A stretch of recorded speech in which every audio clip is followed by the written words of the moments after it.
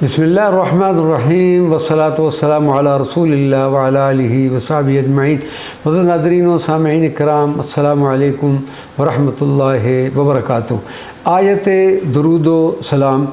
ان اللہ و ملائکتہ یصلون علی النبی یا ایھا الذین آمنوا صلوا علیہ وسلموا تسلیما۔ حضرت امام سہل بن محمد بن سلیمان فرماتے ہیں کہ اللہ تبارک و تعالیٰ نے سرکار مدینہ صلی اللہ علیہ وسلم کو اس آیت مبارکہ سے جو شرف عظیم بخشا، وہ اس شرف سے زیادہ اور جامع ہے کہ جب اللہ تبارک و تعالیٰ نے حضرت آدم علیہ السلام کی عظمت کے اظہار کے لیے امر الملائکۃ لہ بالسجود کہ فرشتوں کو حکم دیا کہ وہ آدم کو سجدہ کریں،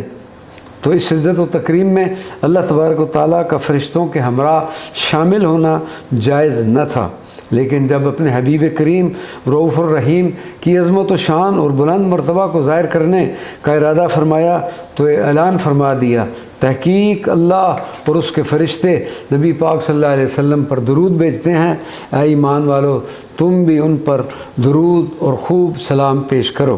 حضرت حافظ شمس الدین محمد بن عبد الرحمن السخاوی حضرت امام فاقیانی سے نقل کرتے ہیں کہ نہ ہی تو قرآن پاک میں اور نہ ہی کہیں اور سے معلوم ہوتا ہے کہ اللہ تبارک و تعالیٰ نے کسی اور پر درود بھیجا ہو۔ یہ خصوصیت صرف اور صرف تمام انبیاء میں سے ہمارے نبی اکرم صلی اللہ علیہ وسلم کو نصیب ہوئی۔ حضرت علامہ آلوسی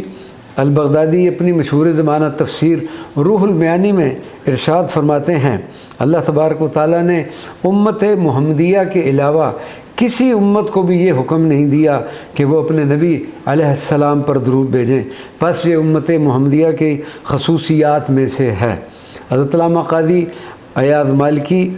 فرماتے ہیں ان فی هذه الآیہ من تعظیم النبی صلی اللہ علیہ وسلم کہ اس بات پر اجماع ہے کہ اس آیہ کریم میں سید العالمین صلی اللہ علیہ وسلم کی وہ عظمت و شان بیان کی گئی ہے جو کسی دوسری آیت میں موجود نہیں۔ حضرت علامہ سخاوی الشافعی اس آیت کے ضمن میں فرماتے ہیں کہ اللہ تبارک و تعالیٰ نے اپنے بندوں کو اپنے نبی کریم صلی اللہ علیہ وسلم کی اس قدر و منزلت سے آگاہ فرما رہا ہے جو اس کے حضور ملأ الاعلیٰ میں ہے کہ وہ مقربین فرشتوں میں آپ کی ثنا بیان کر رہا ہے اور فرشتے آپ صلی اللہ علیہ وسلم پر درود و سلام بھیج رہے ہیں۔ پھر عالم سفلی کو حکم دیا کہ وہ بھی آپ پر درود و سلام بھیجیں تاکہ آپ صلی اللہ علیہ وسلم پر دونوں عالموں کی ثنا جمع ہو جائے۔ حضرت قاضی ایاز مالکی رضی اللہ تعالی عنہ جن کا مزار مبارک مراکش میں ہے، آپ فرماتے ہیں کہ جان لو نبی اکرم صلی اللہ علیہ وسلم پر درود بھیجنا فرض ہے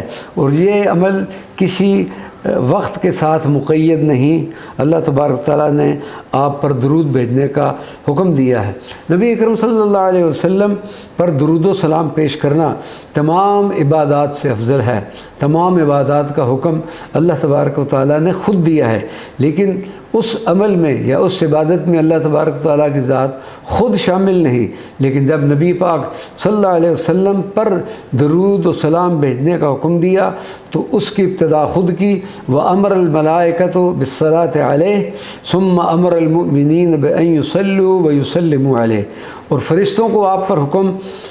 دیا کہ وہ درود بھیجیں، اور پھر مومنین کو آخر میں حکم دیا کہ وہ بھی آپ صلی اللہ علیہ وسلم پر درود و سلام کے نذرانے بھیجیں، جس سے ثابت ہو گیا کہ عبادات میں سب سے افضل عبادت نبی کریم صلی اللہ علیہ وسلم پر درود و سلام پیش کرنا ہے۔ درود و سلام سب سے افضل وظیفہ بلکہ یہ سید الوظائف ہے اور اسرار و رموز کا وہ خزانہ ہے جو ہر صورت میں قبول و منظور ہے۔ اللہ تبارک و تعالی